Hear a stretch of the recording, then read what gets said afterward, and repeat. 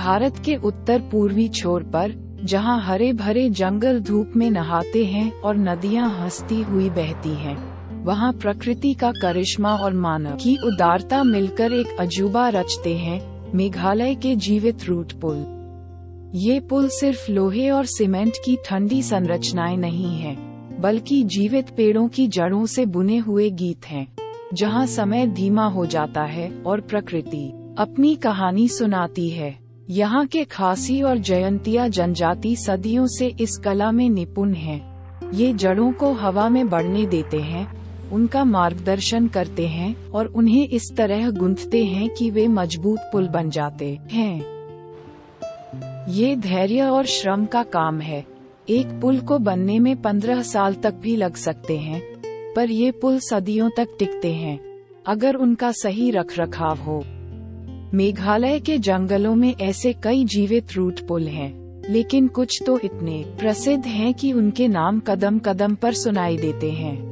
उमशियाक double decker root पुल दुनिया का सबसे लंबा जीवित रूट पुल है, 180 फीट से भी ज्यादा लंबा।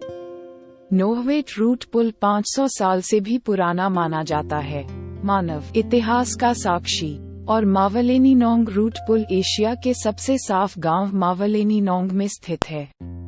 ये पुल सिर्फ इंजीनियरिंग का चमत्कार नहीं है, बल्कि ये खासी और जयंतिया जनजातियों के प्रकृति के साथ गहरे जुड़ाव का प्रमाण भी हैं।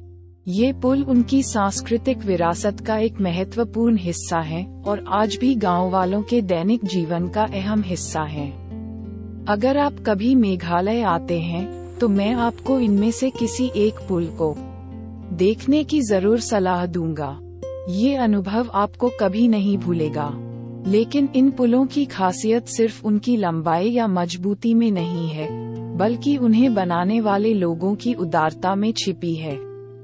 जो पुल का निर्माण करते हैं, वो जानते हैं कि वे इसका मुख्य रूप से लाभ नहीं उठाएंगे, बल्कि ये तो आने वाली पीढ़ियों के लिए एक उपहार है।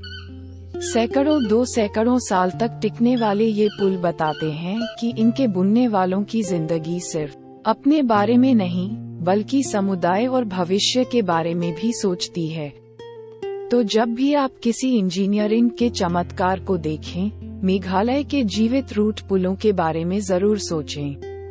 याद रखें, ये सिर्फ पुल नहीं है, ये उदारता, दूरदर्शिता और प्रकृति के प्रति सम्मान का गीत है। आइए हम भी इनसे प्रेरणा लें और ऐसी दुनिया बनाने की कोशिश करें जो सिर्फ वर्तमान के बारे में नहीं, बल्कि आने वाली पीढ़ियों के लिए भी समृद्ध और बेहतर हो।